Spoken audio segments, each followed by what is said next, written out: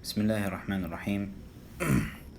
الحمد لله رب العالمين، وأفضل الصلاة وأتم التسليم على المبعوث رحمة للعالمين نبينا محمد وعلى آله وأصحابه أجمعين.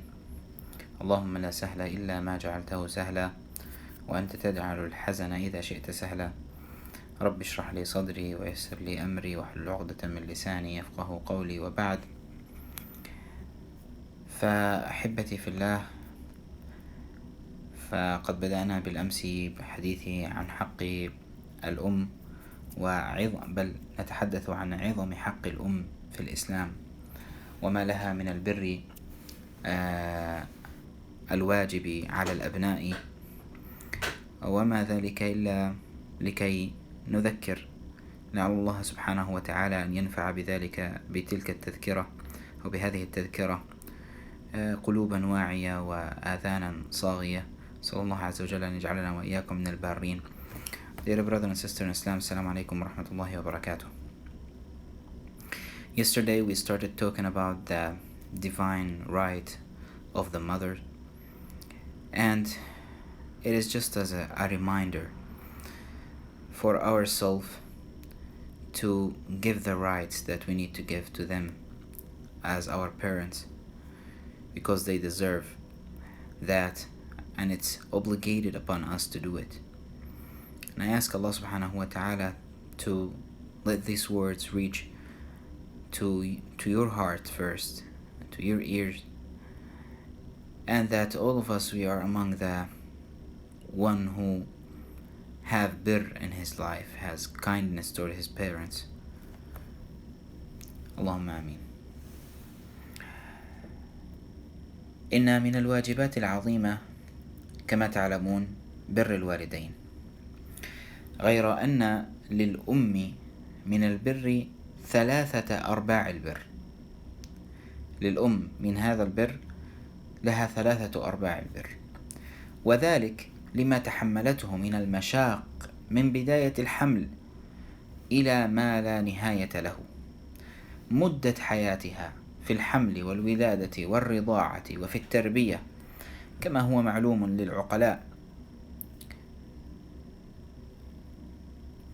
It is from the great duties upon Muslim is to be kind to his parents. The mother has the big portion of birr, and that's because she has suffered during her life. She passed through a lot of difficulties, all because of you as her son. Since the pregnancy, then the labor, then feeding you while you were a kid, then raising you and teaching you and cooking for you and washing your clothes and taking care of you, and the mother will keep and continue doing that even if you are married, even if you have kids, even if you have grandkids and she's still alive, she will still carry and care for you. عن أبي هريرة رضي الله تعالى عنه أتى رجل إلى النبي صلى الله عليه وسلم فقال: ما تأمرني؟ فقال النبي صلى الله عليه وسلم: بر أمك. ثم عاد فقال: ما تأمرني؟ فقال النبي صلى الله عليه وسلم: بر أمك. ثم عاد فقال: ما تأمرني؟ قال: بر أمك. ثم عاد في الرابعة فقال: بر أباك. والحديث متفق عليه. Abu Hurairah narrated that a man came to the Prophet ﷺ and he said to him, "What do you order me? What is the thing that I have to do?" Then the Prophet ﷺ told him, "Be kind to your mother." So the man asked again, and the Prophet ﷺ said, "Be kind to your mother." Then this man asked the third time, and the Prophet ﷺ answered for the third time, "Be kind to your mother." and then the fourth time, and then the Prophet ﷺ told him, and be kind to your father too. وعن بهز بن حكيم عن أبيه عن جده. وبهز بن حكيم هو بهز بن حكيم بن معاوية بن حيدة قال قلت يا رسول الله من أبر، يعني على من يجب علي البر؟ فقال النبي صلى الله عليه وسلم أمك. ثم عاد وقال قلت من أبر؟ قال النبي صلى الله عليه وسلم أمك. قلت من أبر؟ قال أمك. قلت من أبر؟ قال أباك، ثم الأقرب فالأقرب. والحديث حسن، أخرجه البخاري في الأدب المفرد، والإمام أحمد أيضا في المسند. His name is Muawiyah ibn Hayda. He came to the Prophet ﷺ and he said, who should I be kind to? The Prophet ﷺ said, to your mother.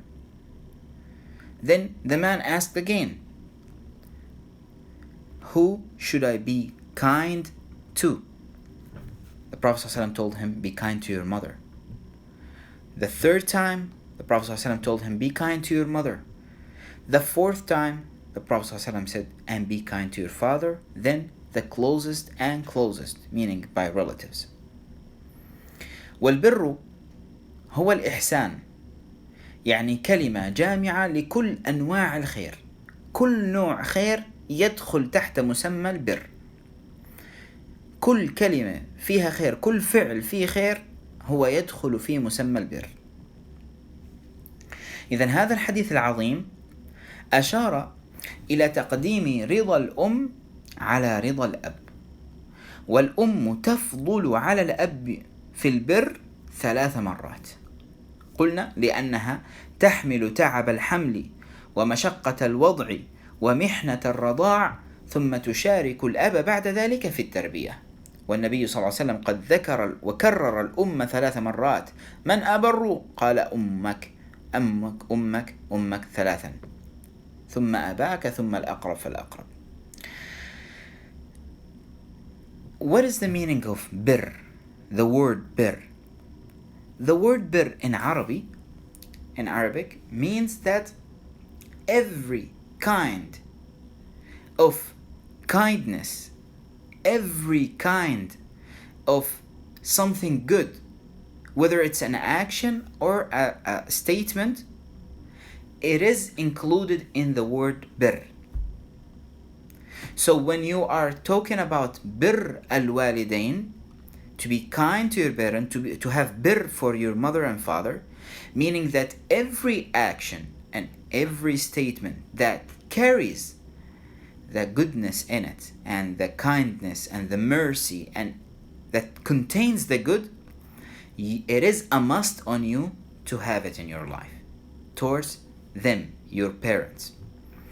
And in the ahadith that we mentioned, the Prophet ﷺ gave precedence to the mother over the father, because he was asked 3 times and he replied, be kind to your mother, be kind to your mother, be kind to your mother, and then be kind to your father. And we said that's because she is the one that goes through the pregnancy. She is the one that she goes into labor. She is the one that feed the baby, and then after that she share with the father raising this kid and taking care of him. So the Prophet ﷺ repeated the mother 3 times, because the right of the mother, it is more than the right of the father, as the Prophet ﷺ stated. وقد قال العلماء إن ذلك، يعني لماذا قدم النبي صلى الله عليه وسلم الأم؟ لما للأم منزلة أعلى في البر أعلى من منزلة الأب؟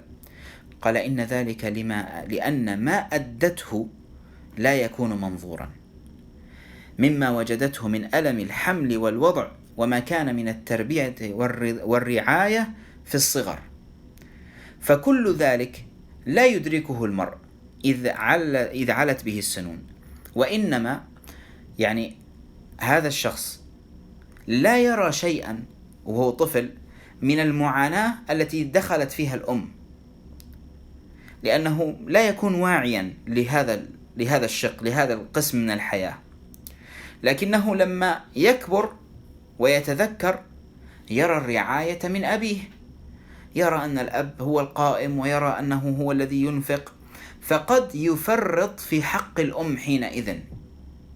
فدل النبي صلى الله عليه وسلم على هذا الأمر بهذه الصورة، معنى أنك لا تنسى أن الأم قد عانت وقد قاست قبل أن تذكر أنت ذلك. So, some of the scholars said, why is for the mother more right in birr than the father? It is because of what she went through during the pregnancy and labor and taking care of the baby. And because when the kid is raised, he does not remember the time when he was little, when his mother used to take care of him. He only start remembering things when he is almost around 4 years, 5 years, 6 years old. He remembers and he sees his father, the one who was, bringing stuff and buying him this and buying him that. So this may lead him to belittle the right of the mother. So the Prophet ﷺ is pointing you that yes, maybe you don't remember what your mother been through because of you, but he's reminding you that she been through a lot, and she took the major right because of what she goes through. وشيء آخر لأن الأم ضعيفة لا تستطيع أن تدفع عن نفسها، ولقد يكف الرجل أذاه عن أبيه خوفا من قوته وتوقيا لبطشه، وأما الأم فلضعفها ولأنوثتها ولرقتها فإنه يمكن أن يعتدي عليها من غير ما ضابط يضبطه ولا كاف يكفه. فنبه الرسول صلى الله عليه وسلم على هذا الأمر بهذه الصورة. Another reason why the Prophet ﷺ mentioned the mother 3 times, it is because the mother, she is the weak between the mother and the father. She is weak person. She has more passion, more love. She is not strong as the father. So sometimes the son will not harm the father because he's afraid that his father will maybe go on him and defend himself, so he's afraid of his father. But when it comes to his mother, he knows that she is weak, she is the soft one, so he may exceed the limit in harming his mother, in not being kind to his mother, because there is nothing to stop him. So the Prophet ﷺ is taking your attention to this point. وشيء آخر وهو أن الرجل قد يستحيي من عقوق أبيه في محضر من الناس خوف الملامة منهم وحياء من مواقعة هذا الأمر الذي تستفضعه النفوس السوية ولا تقبله الأرواح المستقيمة. ولما كانت الأم في ستر تحفها جدرانها ويمكن أن يعقها من غير أن يراها أحد ولا أن يلومه، نبه النبي صلى الله عليه وسلم على هذا الأمر العظيم بهذه الصورة. Another reason why the Prophet ﷺ gave precedence to the mother over the father is that maybe the son will feel shy to be unkind to his father, especially that he is usually with his father outside the house. So he don't want for the people to see him doing this horrible thing, which is being unkind to your parents, he does not do it to his father. But the mother is usually in the house. Nobody sees you when you are with her. You are closed in your house together. So you and your mother, there is nobody seeing, nobody listening to what you say. So this may lead the son to exceed his limit, to harm her, because there is no one around her. So the Prophet ﷺ is pointing you to be aware of harming your mother. وشيء آخر هو أن المرأة لما كانت ضعيفة وكانت لأنوثتها رقيقة وقد تكون سريعة الغضب، فإذا ما عقها لم تتماسك ولم تتجلد، وأسرعت في الدعاء على ابنها الذي عقها أو أساء إليها. فراعى النبي صلى الله عليه وسلم هذه الطبيعة، وأمر الولد بأن يحسن صحابتها مرة ومرة ومرة حتى لا يلجئها إلى الدعاء عليه، فتصادف بقدر الله تبارك وتعالى وقتا يستجيب الله تبارك وتعالى فيه دعاء من دعاه، ويكون قد ظلمها وأساء إليها فيستجاب لها فيه، وحينئذ لا ينفعه ندم ولا يكف عنه ما أصابه شيء من حول ولا حيلة ولا حول ولا قوة إلا بالله العلي العظيم. Another thing is why the Prophet ﷺ gave precedence to the mother, why the Prophet ﷺ repeated, be kind to your mother 3 times. It's because the mother, as a female, she's weak, she has more passion, more mercy, so she has more emotion, so she will get angry faster.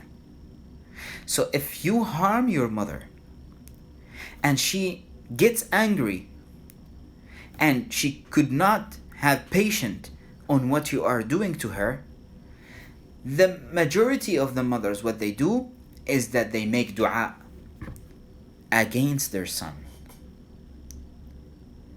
So the Prophet ﷺ, he knows that the mother maybe have less patience, and she will that the unkindness of the kid may lead her to make dua. So the Prophet ﷺ told the man who asked to be kind to your mother 3 times, and to be good to her and to have patience with her, so that you do not drive her to make dua against you. Because maybe at this moment that she make dua, it is a time when Allah subhanahu wa ta'ala accepts the dua, and you are the one who harmed her in beginning, meaning you are oppressing, so you committed injustice over her, so her dua is accepted now. And at that moment, if Allah subhanahu wa ta'ala accepted whatever she prayed, whatever she supplicated to happen to you, it will happen. And at that moment, there is no time for regretting. There is no going back. So the Prophet ﷺ told us to be kind to our mother once, twice, thrice, then to be kind to your father, because of the right that she has, because of what she goes through in her life. I ask Allah subhanahu wa ta'ala that we are all among those who are kind to their parents, and to bestow us with kids that they are kind to us, inshaAllah. Allahumma ameen wa sallallahu wa sallam wa barak ala nabiyyina Muhammad wa ala alihi wa sahbihi wa sallam walhamdulillahi rabbil alameen.